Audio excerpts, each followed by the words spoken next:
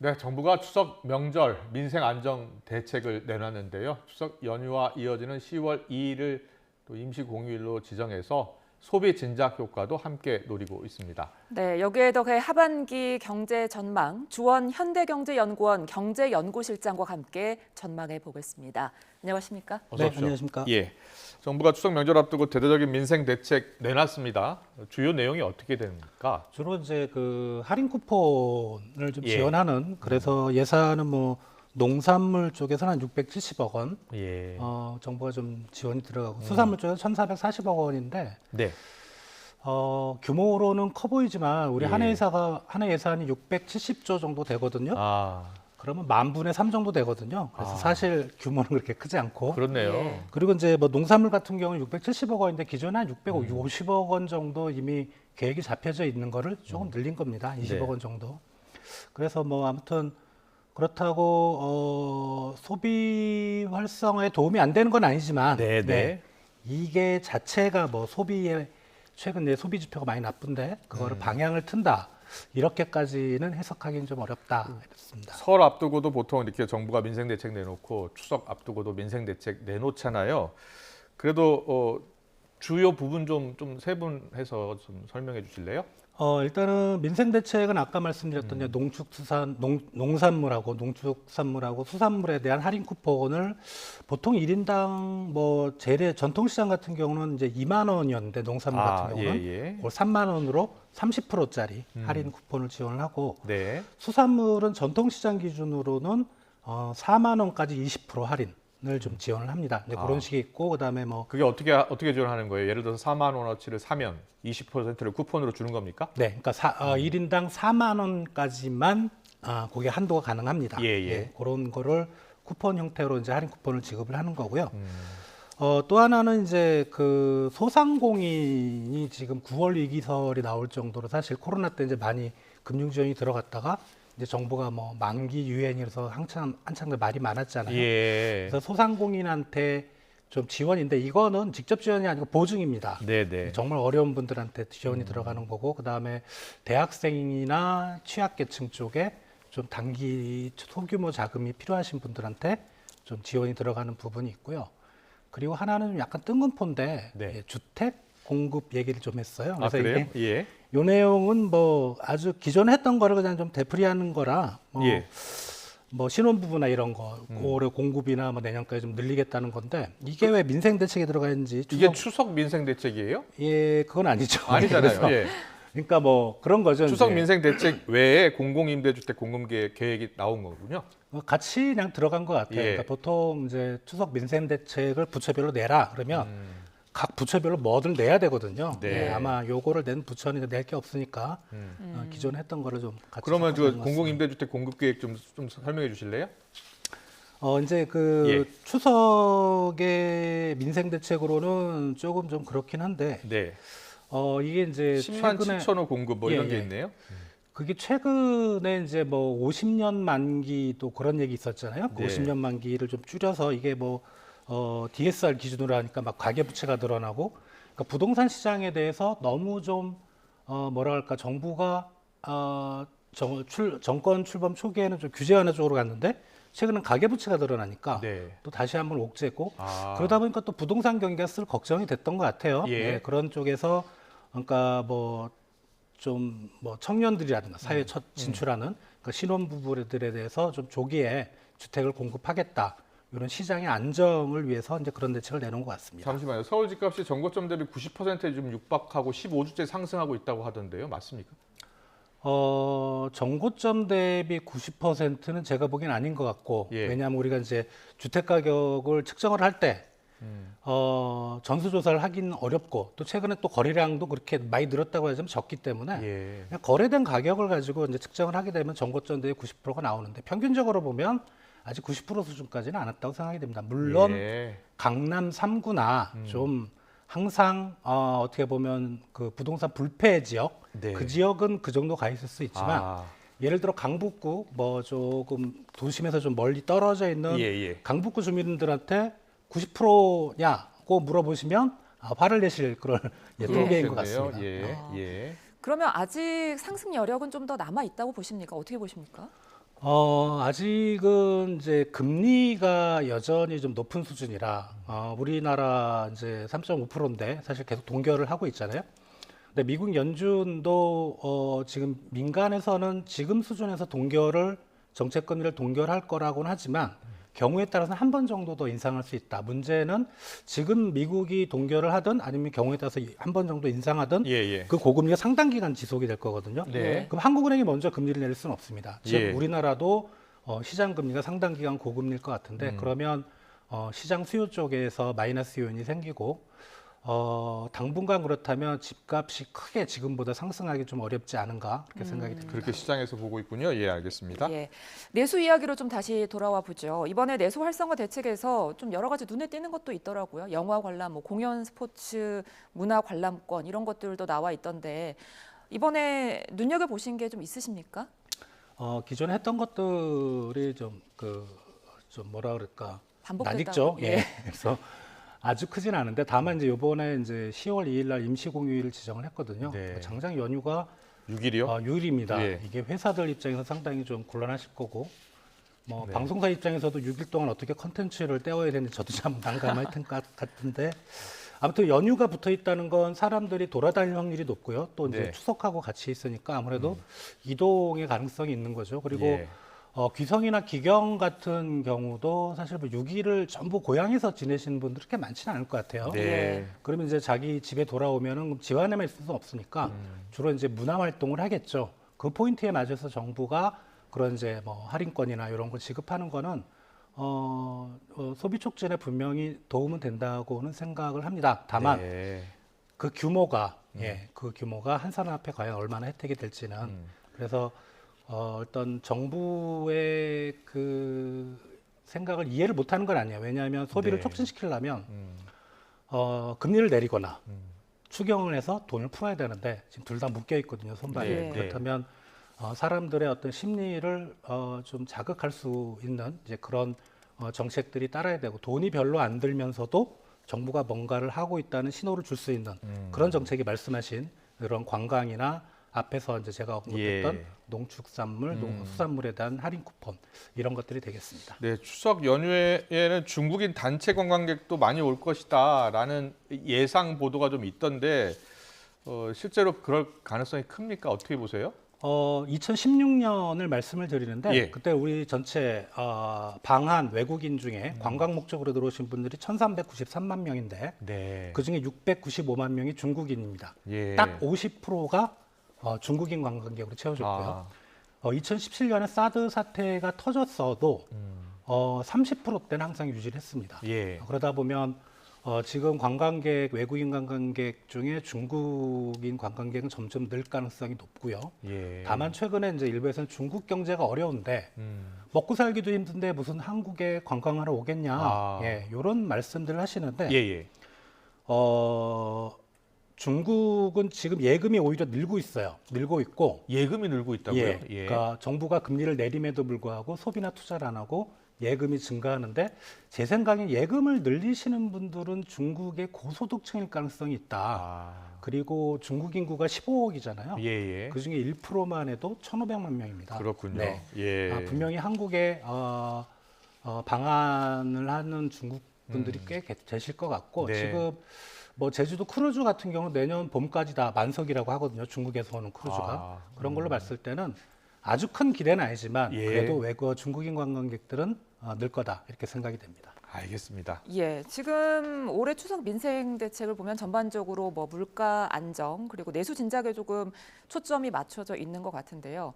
하지만 지금 국제 유가도 그렇고 또 물가 상승률이 9월에는 좀 더 오를 거란 전망이 있지 않습니까? 이런 걸 보면은 추석 물가가 더 오르지 않을까 하는 우려도 있는데요. 지금 이제 1년 전 대비 기저 효과 때문에 사실 이제 물가 상승률은 잡혀 있는 상황입니다. 그러니까 7월이 전년 동월 대비 2.3%인데 이제 8월은 이제 조만간에 아마 화요일 날 발표가 될 텐데 작년하고 비교를 했고 작년에 물가가 워낙 많이 올랐기 때문에 네. 그 효과가 나타나고 있다는 거예요. 그런데 요게 이제 2020년 9월, 10월 상황을 좀 생각을 해봐야 되는데 그때가 이제 코로나 때문에 하도 정신들이 없으셔서 기억이 나실지 모르겠지만 2020년 여름에 비가 엄청 왔습니다.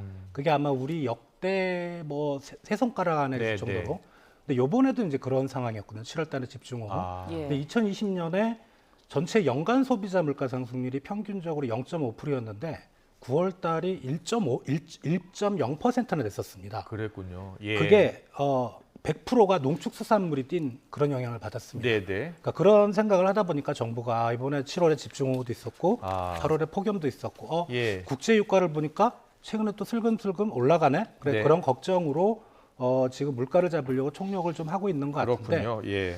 근데 아까 기저효과 말씀드렸는데 작년 8월, 9월, 10월이 거의 물가가 안 오르는 그런 달이었습니다. 네. 그 전에 빨리 올렸다가. 예, 예. 근데 그걸 기준으로 하면은 지금 7월 물가 지수 자체만으로도 8월까지 그냥 그 지수가 그대로 가면 네, 네.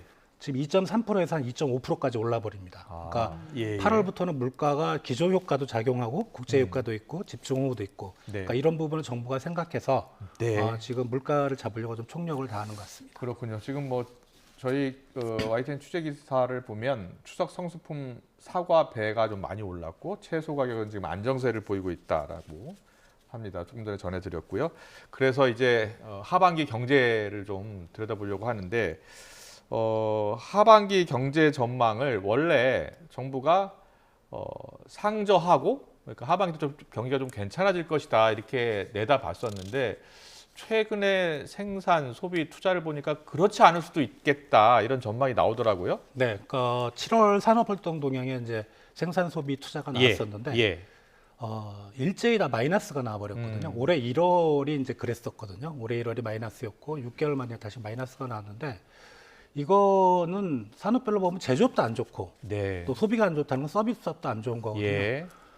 우리 산업적으로도 뭔가 물건들이 잘 안 팔리고 있다 이런 신호고 그리고 이제 통계청하고 이제 기재부에서 그걸 설명을 할 때는 7월 지표니까 7월에 우리 기억을 해보면 한 달 내내 비가 왔죠. 아, 예, 일도 못 하고 밖에 돌아다니지 못하니까 소비도 못 하고 계절적 요인이 반영됐다. 그렇죠. 예, 그러니까 예. 일시적인 영향이다라고 이제 언급을 했는데 기재부하고 통계청의 그 뉘앙스는 조금 다른 것 같아요. 기재부는 거의 그쪽 영향이 대부분이라고 얘기를 했던 것 같고 네. 통계청은 그게 상당 부분 영향을 미쳤다.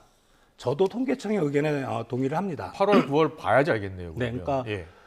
일시적인 영향을 받은 건 맞는데 받은 것 치고는 마이너스 폭이 너무 큽니다. 아. 생산 소비 투자가. 예. 그런 걸로 봤을 때 8월에는 분명 이제 우리가 전월비로 계산을 하니까 플러스가 전부 나올 겁니다. 아. 7월에 하도 나빴는데 근데 예, 플러스 예. 나오는 폭이 얼마나 과연 되느냐. 7월에 마이너스 폭을 충분히 상쇄를 할 수 있냐 예. 이 부분인데 제 생각에는 분위기가 이렇다면 하반기에 그러니까 상저하고 예. 할 때 그 가능성은 점점 좀 희박해지는 게 아닌가. 희박해진 질 것으로 보세요. 예, 그러니까 낮아지는 게 아니고 그냥 희박해지는 분위기인 것 같아요. 예. 왜냐하면 수출이 여전히 두 자릿수 마이너스고 예. 그리고 우리 소비하고 투자도 반응을 안 해요.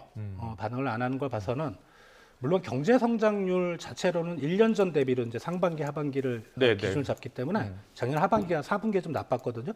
그럼 하반기 경제 성장률은 상반기보다 올해 조금 올라갈 수는 있지만 네. 그 올라가는 폭으로 우리 국민들이나 기업들이 상저하고를 체감할 수는 없다.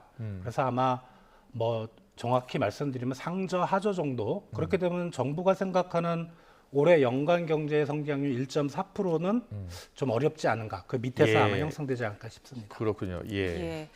그 생산 소비 투자 짚어주셨는데 이와 더불어서 제조업도 지금 조금 위태로운 것 같습니다. 제조업 부분이 위축이 되면 일자리도 관련이 있지 않습니까? 이 부분은 어떻게 보세요? 예, 그러니까 지금 현재 한국 경제 상황에서 일자리를 창출하는 사람은 사실 제조업은 아니고 이제 서비스업입니다. 네. 제조업은 계속 일자리가 감소하고 있거든요. 당연히 아시겠지만 우리 제조업이 이제 지향하는 시장은 내수 시장이 아니고 수출 시장인데 예. 중국으로 가는 수출이 지금 엄청 안 좋아요. 그러다 보니까 제조업의 일자리는 줄고 있고 또 제조업 내에서도 보면 자동차는 엄청 좋습니다. 그러니까 자동차는 주로 이제 수출 시장이 미국이거든요. 자동차 중국으로 가는 건 제가 알기로는 1%도 안 돼요. 전체 자동차 수출에 대부분 미국으로 가는데 그쪽에서는 뭐 괜찮은 것 같은데 이제 아직 반도체 안 좋고 석유화학, 철강 안 좋고 제조업 쪽에서는 꾸준히 줄고 있고요. 서비스업은 아시다시피 이제 보건사회복지라든가 이런 정부의 정책적 어떤 그 영향을 받는 산업들 그리고 네. 7월에는 안 좋았지만 그 이전에 도소매 음식 숙박 그리고 연령층으로는 60대 이상 쪽에 일자리인데 우리가 곰곰이 생각하면 제조업하고 서비스업의 그런 일자리를 생각하면 임금이 제조업 쪽이 훨씬 좀 높겠죠. 네. 그리고 어떤 정규직이나 이런 가능성도 좀 탄탄한 일자리가 제조업에 있고 이런 일자리가 빠진다는 거는 결국은 이제 소비 위축으로 이어질 수밖에 없는 거죠. 이제 그런 걸 생각하면 일부에서는 우리가 이제 서비스업이나 소비 중심의 어떤 선진국형 경제 구조라고 하는데 지금 우리 민간 소비는 전체의 50%도 안 됩니다. 자, 미국이 예. 70%고 세계 평균이 60% 정도 되는데 예. 평균에도 못 미치기 때문에 여전히 수출 의존적인 그런 경제 구조에서 수출이 안 되면 제조업 안 되고 네. 고용도 안 되고 소비도 안 예. 되고 이런 경로를 생각하시면 될 것 같습니다. 자, 우리 주원 실장님 예상대로라면 자, 상반기도 경기가 안 좋았고 하반기도 안 좋을 것이다. 그렇다면 우리나라 증시, 주식시장은 어떻게 보고 계세요? 자, 주식시장은 실물 경제에 선행하기 때문에 네. 사실 경제가 안 좋다고 같이 나빠지지는 않을 걸로 저는 개인적으로 좀 희망을 해보고요. 주식시장은 나빠지지 않을 것이다? 예, 그러니까 왜냐하면 미국 주식시장이 계속 괜찮습니다. 상당히 좀 탄탄하고요. 그리고 이제 어떻게 보면 올 하반기가 저는 가장 어려운 시기라고 생각이 되고 네.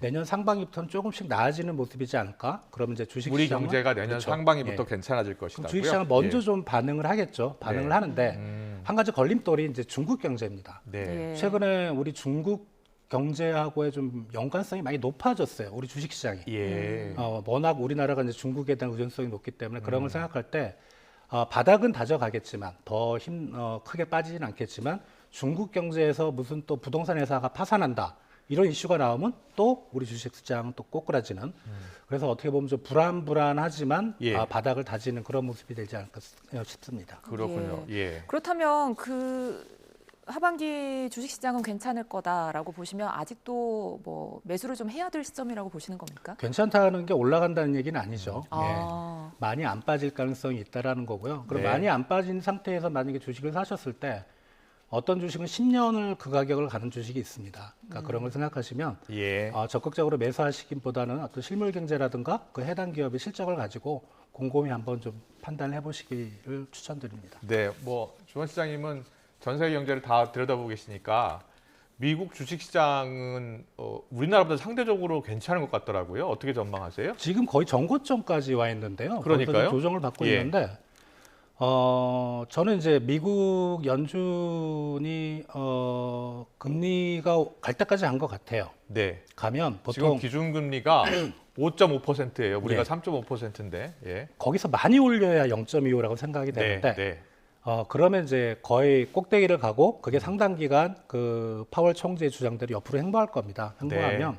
과거의 경험을 보면 미국의 시중금리는 그 행보하는 기간에 계속 조금씩 떨어졌습니다. 아, 그렇군요. 이건 주식시장에 좀 호재가 될 수 있을 것 그렇겠네요. 같고요. 예, 예. 그러나 미국 경제도 지금 경기 침체를 주장하시는 분들이 엄청 많아요. 그러니까요. 올 초부터 주장하셨는데 일단은 지금 한 8개월 동안은 잘 안 예. 맞아서. 예. 그 뉴욕 연방은행이 있는데요. 거기서 이제 미국의 경기 침체 확률을 공식적으로 발표합니다. 예. 지금 한 70%인데 과거의 평균을 보면 40%가 넘었을 때 반드시 미국 경제가 침체가 왔었습니다. 예. 그리고 리먼 브라더스 사태 때도 40%였습니다. 네. 그거를 우리가 좀 생각은 해보셔야 될 부분인 것 같습니다. 네. 예, 알겠습니다. 지금 뭐 증시뿐만이 아니라 우리 경제 전반에 미국 물가가 영향을 주고 있는데요.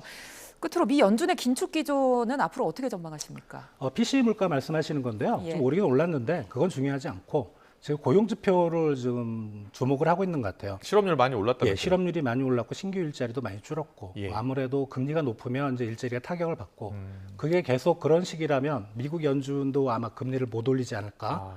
이 일자리가 나쁘면 미국도 내년에 대선이 있거든요. 예. 그거를 생각을 안 할 수 없으니까 연준이 정치적으로 독립이라고 하지만 완전히 독립하기는 좀 어렵죠. 네. 국민들의 눈치를 봐야 되기 때문에 이제 그런 걸 감안하면 연준도 금리를 이제는 좀 못 올리지 않을까 생각이 됩니다. 그렇군요. 알겠습니다. 국내외 경제 상황까지 또 주식시장 전망까지 짚어봤습니다.